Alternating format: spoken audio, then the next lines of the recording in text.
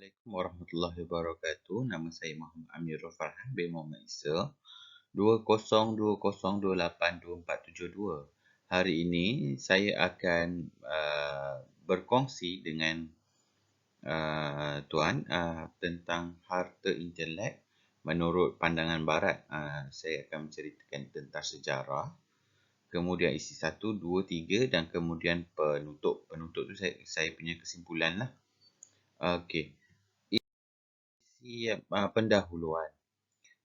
Perlindungan undang-undang untuk harta intelek mempunyai sejarah yang panjang kembali kepada zaman Greece purba sebelum ini.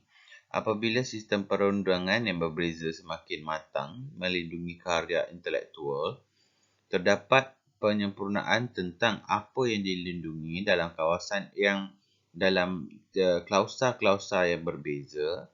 Dalam tempoh yang sama, beberapa justifikasi moral untuk harta intelek telah diperkenalkan, iaitu berasaskan personality utilitarian, Lockean, dan akhirnya terdapat banyak pengkritik harta intelek dan sistem perlindungan harta intelek. Okey, isi yang pertama. Salah satu rujukan pertama ataupun rujukan awal yang diketahui tentang perlindungan harta intelek bermula daripada 5,500 tahun sebelum Masihi, apabila chef di koloni Yunani diberikan monopoli selama setahun untuk mencipta hidangan masakan tertentu. Terdapat sekurang-kurangnya 3 rujukan penting lain mengenai harta intelek pada zaman purba. Kes ini dipetik dalam karya Bruce Bagian yang menggerunkan The Genesis of American Patent and Copyright Law. Dalam kes pertama, Vultivirus yang dikatakan mendedahkan kecurian harta intelek semasa pertandingan sastra di Alexandria. Semasa berkhidmat sebagai hakim pertandingan itu, Vultivirus mendedahkan penyair palsu, kemudian dibicarakan, disabitkan dan dihina kerana mencuri perkataan dan frasa orang lain.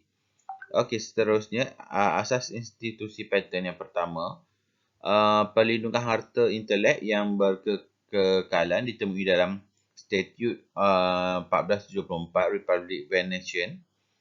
Statute ini muncul 150 tahun sebelum statute monopoli di England yang pertama yang kita jumpa tadi. Yang di England tu pasal selepas ni saya akan ceritakan pasal yang Ratu England. Tambahan pula sistemnya canggih. Hak pencipta telah diiktiraf mekanisme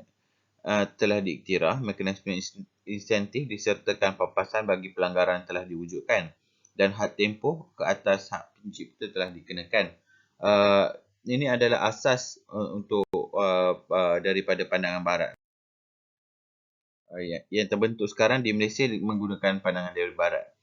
Okey, isi yang kedua, Statute of Monopolies dan British Statute of Anne 1710 dan 1624. Dilihat sebagai asal-usul undang-undang paten yang kita guna pakai sekarang, tetapi sejarah dia dah berlaku lama. Mungkin ketika itu ditulis tapi tidak dikembangkan.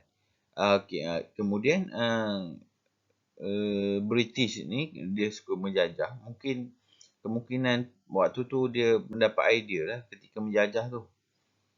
Okey, harta kesusasteraan ialah istilah yang kebanyakan digunakan pakai dalam perbahasan undang-undang British pada tahun 1760-an hingga 1770-an mengenai sejauh mana pengarang dan penerbit karya mempunyai hak dan dilindungi dalam undang-undang biasa. Okey,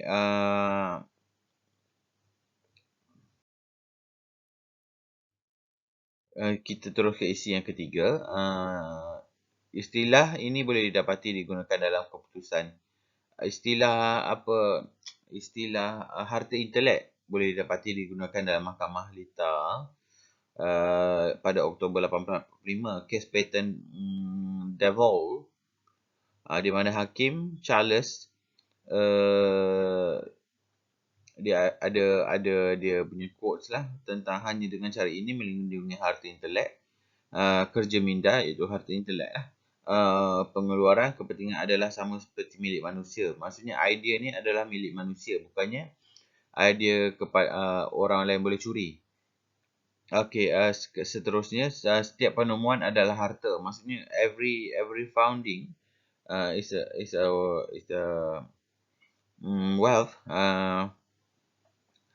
Ini telah ditulis dalam Seksyen 1 Undang-Undang Perancis 1791 menyatakan semua penemuan baru adalah milik pengarang untuk memastikan pencipta harta dan kenikmatan sementara penemuannya hendaklah diserahkan kepada paten selama 50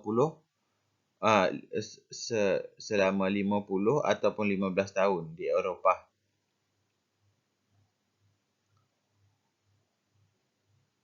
Ini juga menggalakkan inovasi dalam satu apa? Satu pattern tu dia boleh diinovasi, tetapi hanya pengarang, pencipta atau yang jumpa uh, idea tu lah yang boleh menambah baik. Tetapi jika dengan izin pengarang tu, kita boleh buat inovasi ataupun improvasi yang baru lah.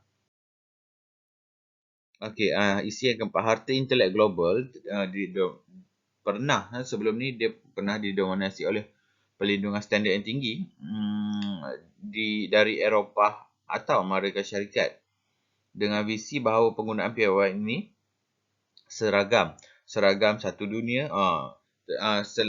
Setelah tu dunia memakai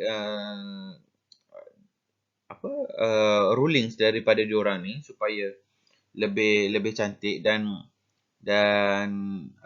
lebih kemas lah, lebih tersusun supaya semua negara sama. Antara negara yang tidak boleh diguna pakai akta ni adalah ini extra information. Sekarang ni contohnya China dan Rusia. Baru-baru ni dia dah kita panggil kalau dalam bahasa Melayu dia menghalalkan pirates lah, lanun tu. Piracy. Kira cetak rompak tu adalah halal bagi diorang. Sebabnya diorang nak melawan sanction daripada US tu.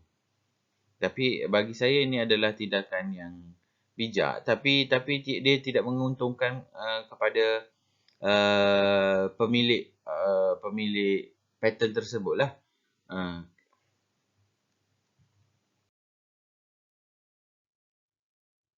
Penutup, ungkapan pengarang ni adalah creator, hak merujuk kepada pencipta sesuatu seni karya. Dalam contoh seni karya lagu, kita panggil dia songwriter ataupun pengarang lagu lah, dengan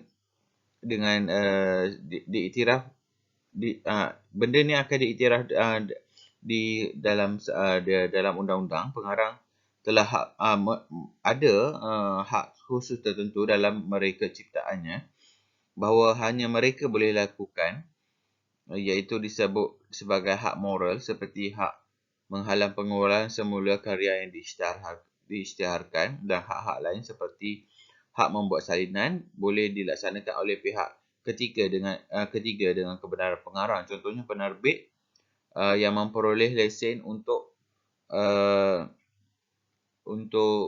cetak lagu tu. Cetak lagu tu maksudnya pada zaman dulu, pada sebelum ni, kita cetak lagu dalam VCD kan. Dalam VCD tu contoh Warner Music Malaysia, dia akan salin kopi lagu tu akan masuk dalam DVD itulah. Sebelum ni sebelum zaman VCD kita ada vinyl apa semua tu kan. Pada zaman sekarang ni semua dalam bentuk digital. Digital tu daripada company-company